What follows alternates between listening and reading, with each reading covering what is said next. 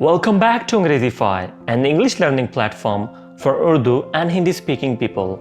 So in this 5th class of our 30 days English speaking course, you are going to learn present perfect tense with a very simple explanation and a lot of example sentences. यानी आप सीखेंगे present perfect tense बहुत सारी मिसालों और सादा तरीन explanation के साथ, जो कि बहुत जल्द आपको समझ आ जाएगा और इस वीडियो के एंड तक आप इस काबिल हो जाएंगे कि आप खुद से बहुत सारे सेंटेंस बना सकें। अगर आप चाहते हैं कि आप इस लेसन का PDF हासिल करें तो डिस्क्रिप्शन के अंदर लिंक मौजूद है, जहाँ पे क्लिक करने के बाद आप इजीली PDF हासिल कर सकते हैं। लेकिन उससे पहले मैं रिकमेंड करूँगा कि आप ये वीडियो एंड तक ज़रूर देखें, क्योंकि इस वीडियो के अंदर ही एक्सप्लेन किया जाएगा सब कुछ जो कि आपको PDF के अंदर नहीं मिलेगा। अगर अब तक आपने इस कोर्स की बाकी क्लासेस नहीं देखी तो वो भी आप देख लीजिएगा। क्लास नंबर 1, 2, 3 एंड 4 जो हैं वो भी चैनल पे अपलोडेड है, आप वहाँ से देख सकते हैं। So once you are ready, let's dive into it. Present perfect tense, फेल हाल मुकम्मल। अब वर्ड मुकम्मल से आपको पता चल चुका होगा कि this tense is used to tell about an action which has completed, लेकिन ऐसा एक्शन जिसका हम प्रेजेंट में जिक्र कर रहे हैं कि वो अभी हो चुका है, राइट। तो ये एक ऐसा एक्शन होता है जो पास्ट में किसी टाइम स्टार्ट हुआ था, लेकिन उसकी जो कंप्लीशन है वो अभी नियर पास्ट में हुई है। फॉर एग्जांपल, एक काम आप शुरू करते हैं, सुबह आप शुरू करते हैं और शाम के वक्त आप ये कहते हैं कि मैं ये काम मुकम्मल कर चुका हूँ। जिस वक्त आप ये बता रहे होते हैं उस वक्त वो काम तो पास्ट में चला गया होता है, क्योंकि आपने वो पहले कर दिया है, लेकिन वो होता है नियर पास्ट। और क्योंकि आप उसको रिपोर्ट कर रहे हैं प्रेजेंट के अंदर कि मैं ये कर चुका हूं, तो वो प्रेजेंट परफेक्ट टेंस ही कंसीडर किया जाता है। ऐसे उर्दू के फिक्रात के आखिर में क्या है, चुका हूं, चुकी हूं, चुके हैं वगैरह आता है। फर्दर जिसकी एक्सप्लेनेशन है वो आपको कुछ एग्जांपल सेंटेंसेस के जरिए समझाऊंगा मैं। वो खेल चुके हैं, वो खेल चुके हैं, यानी एक ऐसा एक्शन जो मुकम्मल हो चुका है, ठीक है। मैं जा चुका हूं, बारिश हो चुकी है। और सबसे आसान एग्जाम्पल, मैं वीडियो बना चुका हूँ। जिस वक्त आप ये वीडियो देख रहे होंगे उस वक्त तक मैं ये काम मुकम्मल कर चुका हूँ, मैं वीडियो बना चुका हूँ। आप वीडियो देखना शुरू कर चुके हैं। उससे भी सादा एग्जाम्पल कि जिस वक्त आपने ये वीडियो प्ले किया उस वक्त आप एक काम मुकम्मल कर चुके, और वो काम क्या है, वीडियो देखना। मतलब आप वीडियो देखना शुरू कर चुके हैं, ठीक है। तो ऐसे कोई भी एक्शन जो मुकम्मल हो चुका है उनका जिक्र करने के लिए हम हमेशा प्रेजेंट परफेक्ट टेंस को इस्तेमाल करते हैं। फर्दर हम देखते हैं कि इसके जो हेल्पिंग वर्ब होते हैं यानी हैज़ और हैव, ये किस तरह इस्तेमाल होंगे, कौन से सब्जेक्ट के साथ हैज़ इस्तेमाल होगा और कौन से सब्जेक्ट के साथ हैव इस्तेमाल होगा। अगर आप ये कोर्स शुरू से देख रहे हैं तो आपको ये आइडिया होगा कि मैंने आपको पहले समझाया था कि जब भी किसी भी टेंस के अंदर एक से ज़्यादा हेल्पिंग वर्ब आते हैं तो एक हेल्पिंग वर्ब कुछ सब्जेक्ट के साथ इस्तेमाल होता है, दूसरा हेल्पिंग वर्ब कुछ और सब्जेक्ट्स के साथ इस्तेमाल होता है। अगर आपको अब तक सब्जेक्ट वर्ब, ऑब्जेक्ट और हेल्पिंग वर्ब वगैरह का आइडिया नहीं है तो आप ये कोर्स स्टार्ट से देखेंगे जब क्लास नंबर 1 से, तो आप ये सब चीज़ें आपको क्लियर हो जाएंगी। हम देखते हैं कि हैज़ का इस्तेमाल कहाँ पे होगा। जब भी कोई सेंटेंस ही, शी, इट या सिंगुलर सब्जेक्ट, यानी बॉय, अली, गर्ल, फार्मर, ये सब सिंगुलर सब्जेक्ट हैं। ऐसे सब्जेक्ट जो कि एक पर्सन पे या किसी एक चीज़ पे डिपेंड कर रहा हो, जो एक चीज़ काउंट की जा रही है, उसको हम कहते हैं सिंगुलर सब्जेक्ट, राइट। तो उनके साथ हैज़ का इस्तेमाल होता है। हैव का इस्तेमाल हम उस वक्त करेंगे जब helping verb I, we, you, they या कोई प्लूरल सब्जेक्ट होगा, राइट। प्लूरल सब्जेक्ट से मुराद बॉयज़, यानी एक बॉय है वो सिंगुलर सब्जेक्ट है, एक से ज़्यादा लड़के हो गया, बॉयज़ हो गया, तो वो प्लूरल है, राइट। फर्दर हम देखते हैं कि हमारे पास ये 2 वर्ड्स पे है कि कंप्लीटेड होमवर्क, लेकिन अभी तक हमें ये आइडिया नहीं है हमने इसके साथ हैज़ कब लगाना है, हैव कब लगाना है, और इसके साथ इस वक्त क्या सूटेबल रहेगा हमारे लिए। तो पहले देखते हैं कि सब्जेक्ट क्या आ रहा है। अगर सब्जेक्ट आपका ही आ रहा है, यानी आपका सेंटेंस ही से शुरू हो रहा है, तो आप हैज़ लगा देंगे। जिस तरह he has completed homework, she has completed homework, boy has completed homework, Ali has completed homework, girl has completed homework. अब ये सबके साथ हैज़ का इस्तेमाल हो रहा है। अब हम देखेंगे कि हैव का इस्तेमाल हमने किस केस में करना है। आई, यानी सेंटेंस आई से शुरू हो रहा है, I have completed homework, we have completed homework, you have completed homework, they have completed homework, boys have completed homework, right. ऐसे केस में जब सब्जेक्ट ये होंगे आई, वी, यू, दे या प्लूरल सब्जेक्ट, तो हम हैव का इस्तेमाल करेंगे। फर्दर हम देखते हैं कि फॉर्म ऑफ वर्ब कौन सी इस्तेमाल करनी है। थर्ड फॉर्म ऑफ वर्ब यानी वर्ब की 3 फॉर्म्स होती हैं, फर्स्ट, सेकंड, थर्ड, और एक जेरेंड होती है यानी आईएनजी वाली। अगर आपको इस चीज़ के बारे में आइडिया नहीं है तो मैं थोड़ा सा बता देता हूँ कि वर्ब की 3 फॉर्म्स होती हैं, राइट। तो जो इस टेंस में हम इस्तेमाल करेंगे वो हम थर्ड फॉर्म ऑफ वर्ब इस्तेमाल करेंगे, यानी completed, gone, bought, cooked, jumped. अब इसकी फर्स्ट फॉर्म क्या है? कंप्लीट, लेकिन थर्ड क्या है? कंप्लीटेड। इसकी क्या है? गो, वेंट, और थर्ड क्या है? Gone, buy, bought, bought, right. इस तरह से ये third form of verb throughout this tense इस्तेमाल होगी।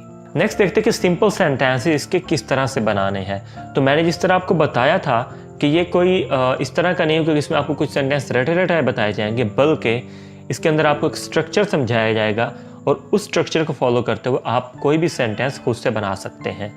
फॉर एग्जाम्पल यहाँ पे हमारे पास स्ट्रक्चर क्या है? सिंपल सेंटेंस बनाने के लिए सब्जेक्ट, उसके बाद हमने हेल्पिंग वर्ब लगाना है, हैज़ या हैव। अब ये हम देख के लगाएंगे कि सब्जेक्ट क्या है, जैसे कि मैं अभी आपको समझा चुका हूँ।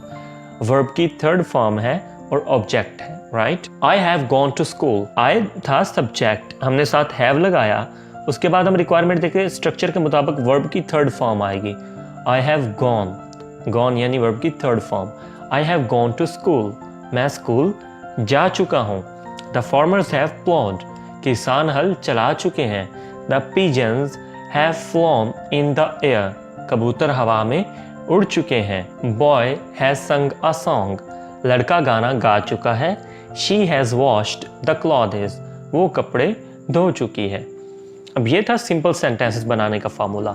अब जो नेक्स्ट हम देखते हैं वो है नेगेटिव सेंटेंसेस।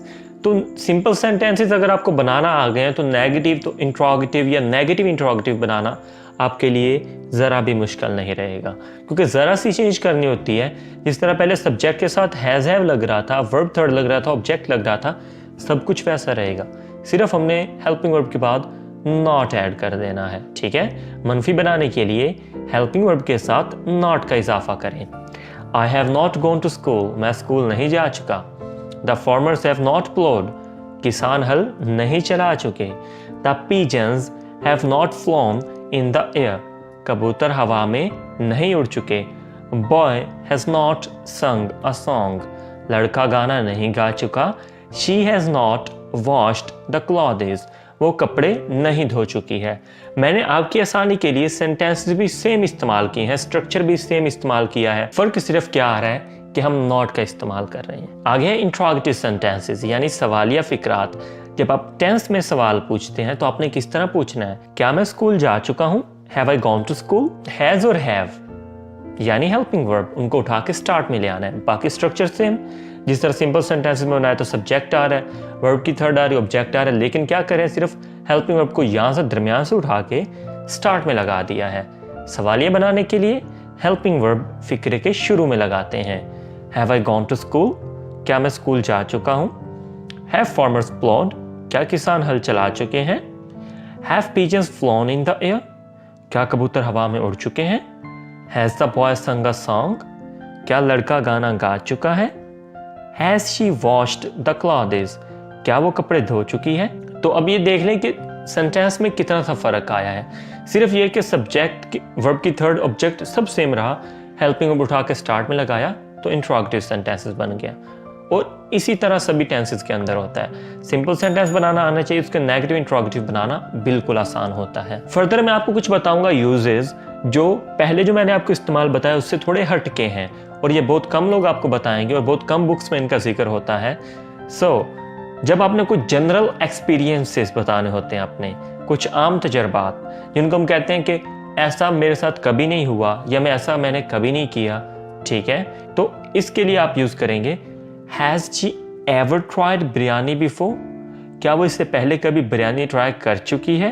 पहले कभी, ठीक है, इस चीज पे गौर करना है, पहले कभी। I have never met him, ठीक है, मैं उसको कभी नहीं मिला, मैं उसको कभी नहीं मिल चुका, ठीक है। आई हैव नेवर, तो एवर और नेवर का इस्तेमाल करते हैं और उसके साथ हम लगाते हैं हैज हैव, यानी प्रेजेंट परफेक्ट टेंस में जब हम एवर और नेवर का इस्तेमाल करते हैं तो उसका मतलब ये होता है कि मैं ये काम मैंने कभी नहीं किया, ठीक है। रिसेंटली अकर्ड, नेक्स्ट क्या है? रिसेंटली अकर्ड यानी जो अभी अभी हुआ हो। वर्ड हम उसके लिए यूज करते हैं just. I have just eaten lunch, मैं अभी मैंने लंच किया है, ठीक है। She has just saw me on the road, उसने अभी मुझे रोड पे देखा है, ठीक है। तो जब आपने बताना हो कि ये काम अभी हुआ है तो आप प्रेजेंट परफेक्ट टेंस में जस्ट का इस्तेमाल करते हैं। I have just eaten lunch, she has just saw me on the road, not occurred up to now. जब आपको बताते हैं कि कोई एक्शन अभी तक भी नहीं हुआ, ठीक है, अभी तक भी नहीं हुआ। दे हैवंट अराइव्ड येट, वो अभी तक नहीं आए। Ahmad haven't completed the task yet, Ahmad ने अभी तक काम मुकम्मल नहीं किया, अहमद ने अभी तक वो टास्क मुकम्मल नहीं किया। तो जब आपने ऐसी बात करनी होती है आप उसके साथ येट का यूज़ करते हैं एंड पे और कहते हैं कि ये काम अभी तक नहीं हुआ, ठीक है। अगला है अकर्ड बिफोर यू एक्सपेक्टेड, यानी कोई काम जो उम्मीद से पहले हो गया हो। हम सोच रहे थे कि ये इस वक्त होगा लेकिन वो ऑलरेडी हो चुका है, वो उससे पहले हो चुका है।